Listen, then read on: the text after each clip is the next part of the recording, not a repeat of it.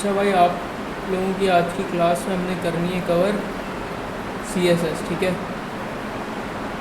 और CSS के लिए हमारी क्लास नंबर कौन सी है? 5th है, लेकिन हमारी 5th कैंसिल हो गई थी तो हम उसको कंसिडर करेंगे, 6th ही कंसिडर करेंगे, ठीक है। क्लास नंबर 6 CSS, और आपकी टाइमिंग आ जाएगी यहाँ पर 8 से 10। अच्छा भाई, एक फ़ोल्डर बना लिया मैंने सिंपली, ठीक है। और यहाँ पर हम इसको CMD से खोल लेते हैं, कोड डॉट।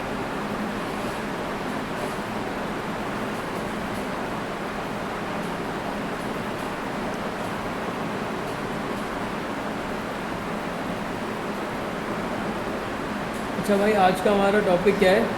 हमने स्टार्ट करनी है CSS के लिए इंडेक्स की फ़ाइल बना लेते हैं और HTML की बॉयलर प्लेट लिख लेंगे।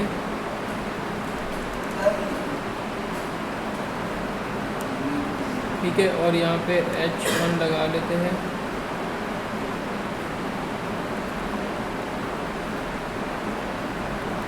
Introduction to CSS। भाई सबसे पहले CSS हमारे पास क्या होती है? CSS हमारे पास बेसिकली होती है HTML से आपने एक वेबसाइट का ग्रे स्ट्रक्चर तैयार कर लिया, अब आप CSS से उसकी स्टाइलिंग वगैरह करोगे। स्टाइलिंग इंक्लूड आपके पेज की themes, colours, paddings, margin, sizes, font का साइज़, फ़ॉन्ट का वेट, और इसके अलावा आपकी जितनी भी एनिमेशंस हैं, लुक है, आपकी पूरी वेबसाइट का जितना भी यूज़र इंटरफेस है, UI UX है, वो सब आपका किससे होगा? CSS से होगा। भाई CSS लिखने के सिंपली हमारे पास 3 तरीके हैं। कौन कौन से हैं? इनलाइन होता है, इंटरनल होता है, एंड एक्सटर्नल होता है। इनलाइन का मतलब है भाई आप with in the opening tag styling कर रहे हो। जैसे कि मैंने पैराग्राफ का कलर चेंज करना है, पहले इसको फाइल को रन कर लेते हैं अपने पास।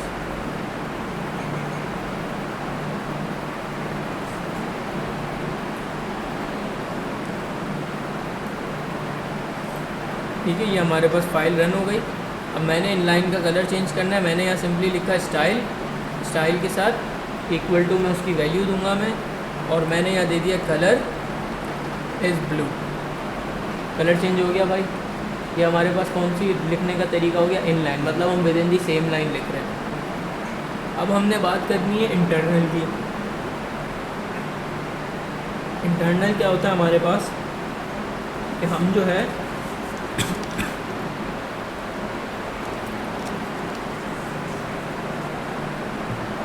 वो with in the same file अपनी स्टाइलिंग करें। जब हम इंटरनल की बात करते हैं तो हेड के अंदर आके हम एक स्टाइल का टैग क्रिएट करते हैं, और अब हमने क्या करना होता है भाई?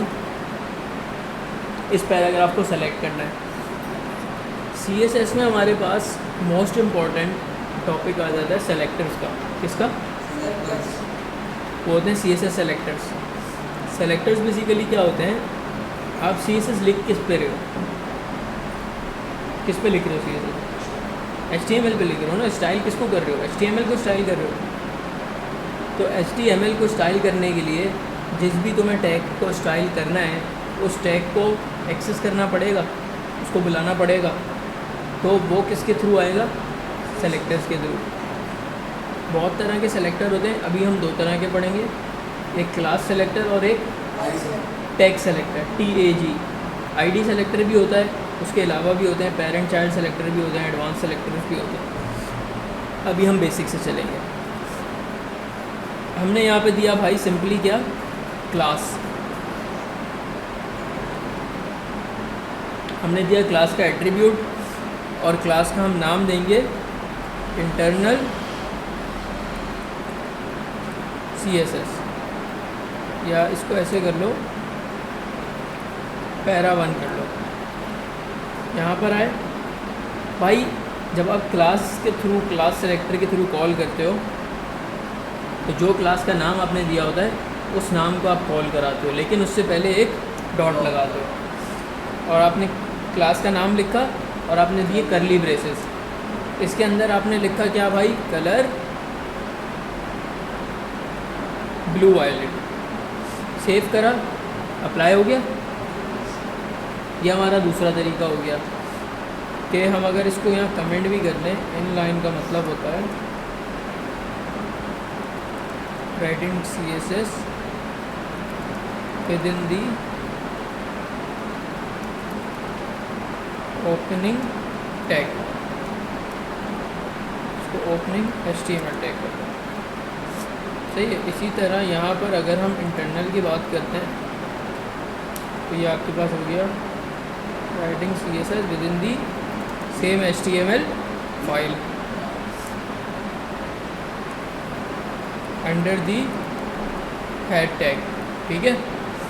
और जब हम एक्सटर्नल की बात कर रहे होते हैं तो हम करते हैं writing CSS by making a different style, different CSS file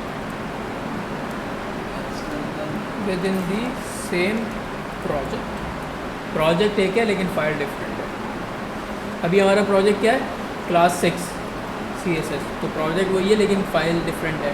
मतलब कि यहाँ पे मैं आऊँगा, सेम फोल्डर के अंदर एक नई फ़ाइल क्रिएट करूँगा। बाय डिफ़ॉल्ट नाम क्या रखेंगे हम इसका, style.css, और यहाँ पर मैं स्टाइलिंग करूँगा। लेकिन जब आप एक्सटर्नल फाइल बनाते हो तो भाई उस एक्सटर्नल फाइल को कनेक्ट भी करना होता है HTML के साथ। तो आप हेड में आओगे, आप दोगे सिंपली क्या, लिंक CSS के साथ लिंक कर दोगे। REL रील में आप दोगे क्या, स्टाइल शीट, और href में आप दे दोगे सिंपली अपनी फ़ाइल का नाम। यानी कि अगर आप डॉट स्लैश भी लिखो तो आपके पास फ़ाइल आ गई। हमने फोल्डर स्ट्रक्चर पढ़ा था HTML में कि जिधर फाइल पड़ी हुई है उसके आगे पीछे हम चीज़ों को एक्सेस कर सकते हैं। तो यहाँ पे कनेक्ट हो गई। अब इसको चेक करने के लिए हम क्या करते हैं, यहाँ पे क्लास देते हैं इसको पैरा2 को एक्सेस करते हैं यहाँ पे डॉट पैरा2, और यहाँ हम कर देते हैं इसको कलर लेट्स से ब्राउन। हो गया भाई अप्लाई। मतलब कि आपकी एक्सटर्नल CSS काम कर रही है। यहाँ तक कोई मसला, कोई सवाल? तो हमने 3 तरीके देख लिए भाई।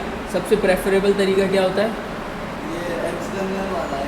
एक्सटर्नल वाला। क्यों? क्योंकि आपका कोड बेस साफ़ सुथरा रहता है और आप जितना ज़्यादा अपना कोड डिवाइड कर सकते हो मल्टीपल फाइल्स में उतना बेहतरीन हो जाता है। ठीक है।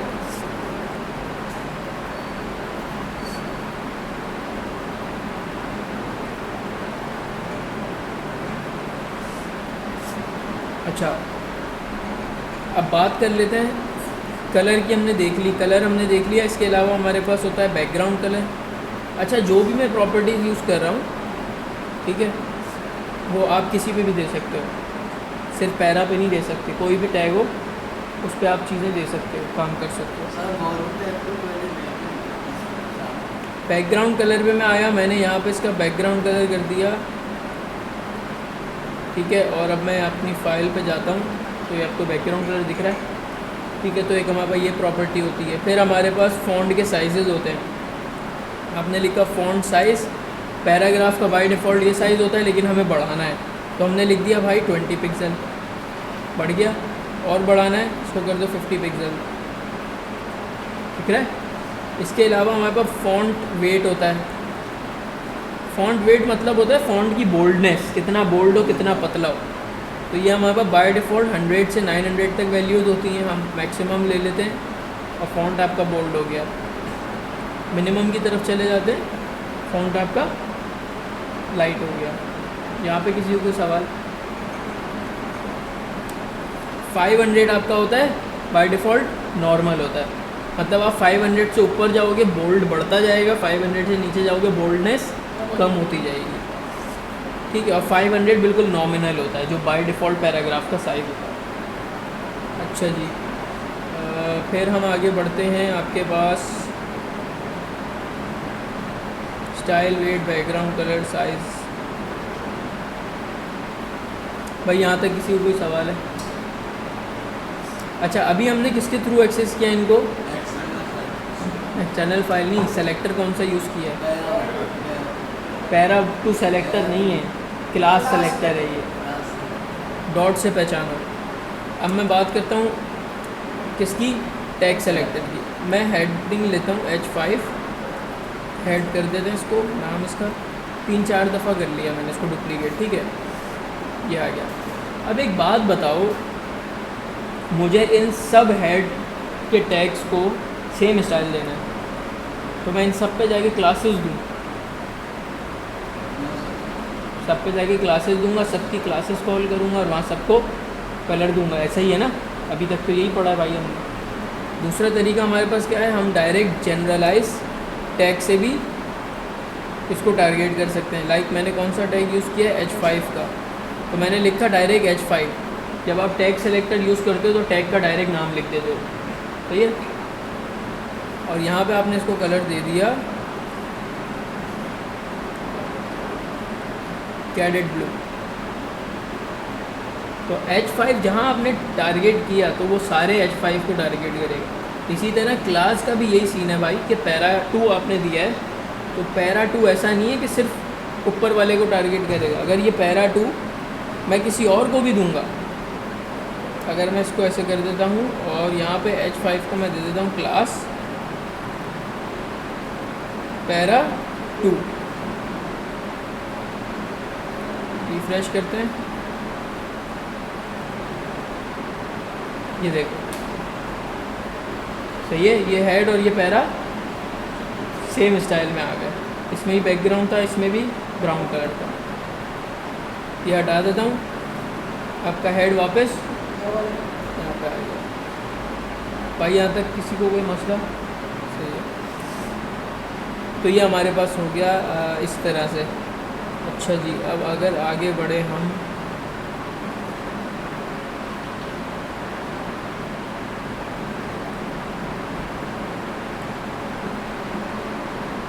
अच्छा हमारे पास होती हैं डिव्स। एक टैग होता है डिव, ये मैं पढ़ा चुका हूँ आप लोगों को। डिव का मतलब सिंपली होता है भाई कि हम एक यूज़ कर रहे हैं कंटेनर, सही है, जो कि इसकी अपनी कोई फंक्शनैलिटी नहीं होती, बट ये कंटेंट को रैप करने के लिए इस्तेमाल होता है। मिसाल के तौर पे बहुत सारे पेन पड़े हुए हैं या किताबें पड़ी हुई हैं, मैंने आपको बोला यार एक कार्टन मंगाओ और इसमें इसको रैप कर दो, तो आपने क्या करा, वो 10 चाइल्ड उठाए और एक पेरेंट में डाल दिए जो कि वो बॉक्स था। तो आपकी डिव वो वाला काम करती है, सही है। अब मैंने ये डिव ली और मैं इसको कॉल कर लेता हूँ। अभी मेरे पास एक ही डिव है तो मैं डायरेक्ट इसको हेड इसके टैग से कॉल कर लेता हूँ। हमारे पास प्रॉपर्टी होती है भाई क्या, हाइट। हम किसी भी कंटेनर, ये कंटेनर है ना हमारा डिव, हम इसकी हाइट भी दे सकते हैं और विड्थ भी दे सकते हैं। हमने लेट से इसकी हाइट दे दी कितनी, 200 पिक्सल्स, और हमने इसकी विड्थ दे दी 200 पिक्सल्स। कुछ दिख रहा है यहाँ पे? अगर मैं इंस्पेक्ट करूँ और यहाँ पे आऊँ, क्रिएट हुई है डिव एरी, लेकिन कुछ विजिबल नहीं है। क्यों? क्योंकि इसके अंदर कोई कंटेंट नहीं है, ना इसका कोई बैकग्राउंड कलर है, ना इसका कोई बॉर्डर है। तो हमने क्या करा, एक प्रॉपर्टी है हमारे पास बॉर्डर। बॉर्डर लेता है 3 चीज़ें, ये इसका शॉर्ट एंड मेथड है। 1 पिक्सल मतलब इसकी चौड़ाई, बॉर्डर की चौड़ाई। सॉलिड मतलब इसका स्टाइल, और फिर आप ज़्यादा आपके पास कलर। 3 चीज़ें पास करते हैं, साइज़, स्टाइल और कलर। स्टाइल हमारे पास और भी है भाई, ठीक है, डैश्ड है, डॉटेड है, ठीक है। इसी तरह हमारे पास डबल है, ठीक है। अच्छा जी, अब मैंने क्या करना है भाई, इसकी विड्थ बढ़ा देते हैं। डबल लगाया था तो डबल क्या करता है, दो जो है आपके पास वो बॉर्डर चलते हैं। अच्छा, मज़ीद स्टाइलिंग इसकी देखनी है भाई, जाहिर सी बात है टैग याद नहीं रख सकते। W3 school borders CSS। सही है भाई, CSS बॉर्डर आ गए, CSS का सारा बॉर्डर का स्टाइल आ गया। इतनी तरीके से हम इसको यूज़ कर सकते हैं। अगर बाय डिफ़ॉल्ट लगे हुए आ रहे हैं तो आप उसको नन से या हिडन से छुपा भी सकते हो। फिर ये आपके यहाँ सारा बॉर्डर स्टाइल आ गया, ठीक है। फिर आपके पास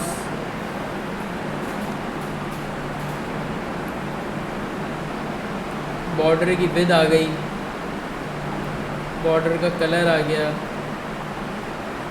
सही है। अच्छा, बॉर्डर हम इंडिविजुअली भी सेट कर सकते हैं भाई। जैसे कि हमने पूरे पे बॉर्डर नहीं देना, ठीक है, हमने इसको देना सिर्फ बॉर्डर बॉटम, ठीक है। बॉर्डर बॉटम दे दिया हमने 1 पिक्सल,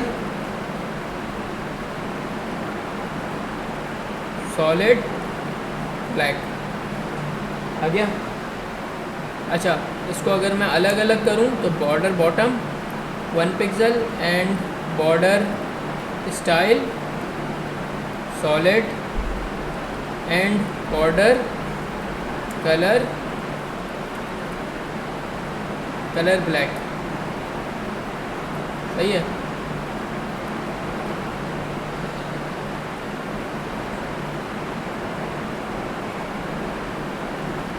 नहीं, 1 पिक्सल का पूरा स्क्वायर बॉर्डर में आ रहा है।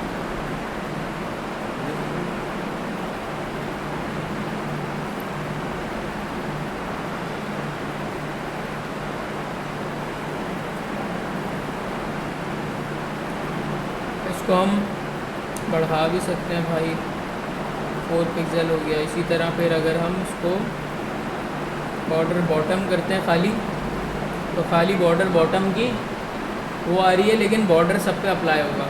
तो इसलिए इसको अगर हमने सिर्फ बॉटम पे अप्लाई करना है तो फिर इसका शॉर्ट हैंड मेथड यूज़ करेंगे। कौन सा है? लाइक ओवर हेयर, ये रहा भाई, कैसे दिया हुआ है। इसको कट करो और इसको कर लेते हैं कमेंट, बॉर्डर बॉटम वही 1px सॉलिड ब्लैक,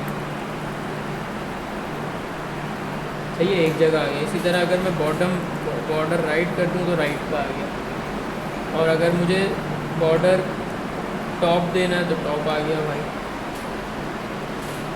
ये बात समझ आ रही है? इसमें कोई मुश्किल कोई सवाल? तो मैंने क्या करा भाई, एक डिव बना ली और इस सबको हटाते हैं और सिर्फ बॉर्डर रखते हैं।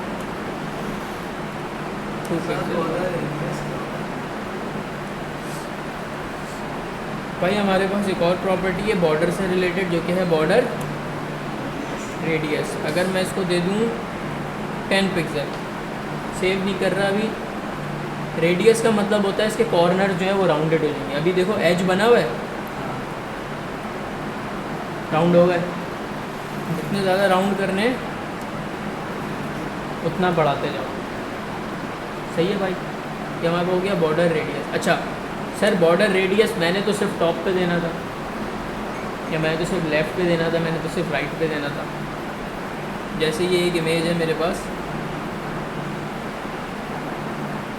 ये वाली, ये देख रहे हो, ये क्या है, डिफ पे बैकग्राउंड कलर दिया हुआ है और उसको राउंडेड किया हुआ है, मतलब बॉर्डर रेडियस दिया हुआ है भाई। सिंपली कहाँ दिया हुआ है? राइट साइड के टॉप पे भी दिया हुआ है, बॉटम पे भी दिया हुआ है। तो हमने क्या करा, हम यहाँ गए। एक तरीका तो ये है कि भाई वही लंबी करो, बॉर्डर टॉप लिखो, बॉर्डर टॉप राइट लिखो, बॉर्डर टॉप लेफ़्ट लिखो, सही है। बॉर्डर बॉटम राइट लिखो, बॉर्डर बॉटम लेफ़्ट लिखो। या फिर जैसे हम पैडिंग देते थे, मैंने क्या बताया था, top right bottom left, 4 parameter एक साथ दे दो। उसी तरह हम लिख सकते हैं। हमने लिखा सबसे पहले, ये स्टार्ट होता है टॉप लेफ़्ट से, हमने नहीं देना वहाँ पे, उसको 0 रखा। अब हम आगे बात कर रहे हैं टॉप राइट की, यहाँ पे मैंने दिया 10 पिक्सल। अब हम बात कर रहे हैं बॉटम राइट की, तो हमने दिया 10 पिक्सल। फिर हम बात कर रहे हैं बॉटम लेफ़्ट की, हमने यहाँ पे नहीं देना। आ गया? बढ़ा देता हूँ थोड़ा सा इसको, 50 समझे बात कि ऐसे चलता है, वहाँ से चलेगा क्लॉकवाइज, इधर से लेफ़्ट से टॉप राइट राइट और बॉटम लेफ़्ट। यहाँ तक समझ आया आप लोगों को? तो ये हमारे पास बॉर्डर रेडियस हो गया। इसी तरह अगर मैं इसको डिफ को बैकग्राउंड कलर देना चाहूँ तो बैकग्राउंड कलर आ गया। फिर डिफ के अंदर भाई कंटेंट वगैरह रखना है तो कंटेंट ये रख दिया।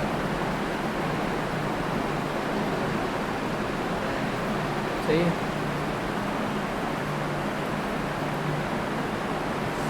यहाँ तक किसी का कोई सवाल है?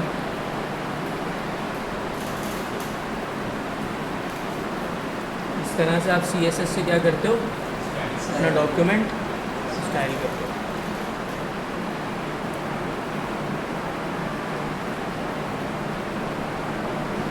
फिर टेक्स्ट की अगर बात करें तो पैरा 2 ये लिखा हुआ, यहाँ पे हमारे पास एक प्रॉपर्टी होती है टेक्स्ट अलाइन, सेंटर भी कर सकते हो, राइट भी कर सकते हो, लेफ़्ट तो बाय डिफ़ॉल्ट होता ही है। सही है भाई। और इसके अलावा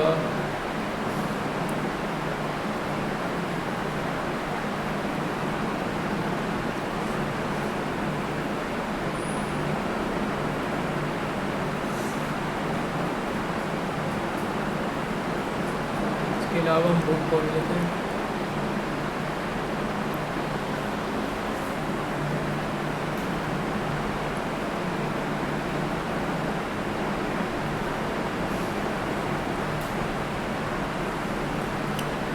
हमारे पास फ़ॉन्ट को स्टाइल करने के लिए इनकी फैमिलीज़ होती हैं।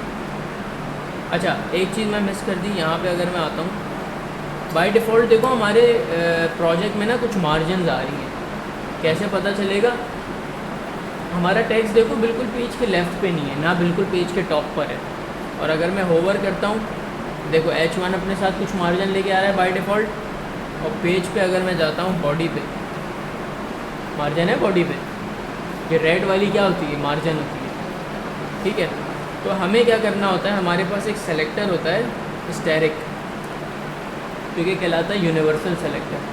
क्या हम जब अपना काम शुरू करते हैं, हम यहाँ लिखते हैं मार्जिन 0।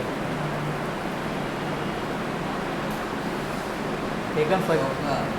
सब टॉप पे भी आ गया और लेफ़्ट पे भी चला गया। इसी तरह पैडिंग भी 0 करते हैं। और इसी तरह आप लोगों को मैंने बॉर्डर बॉक्स पढ़ाया है? चलो सर पेडिंग में मतलब होता है किसका?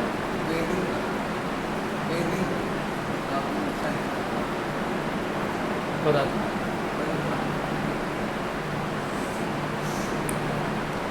यहाँ तक कोई मसला नहीं है तो आगे बढ़ते हैं। भाई ये बहुत इम्पोर्टेंट कॉन्सेप्ट है हमारे पास, और तो हम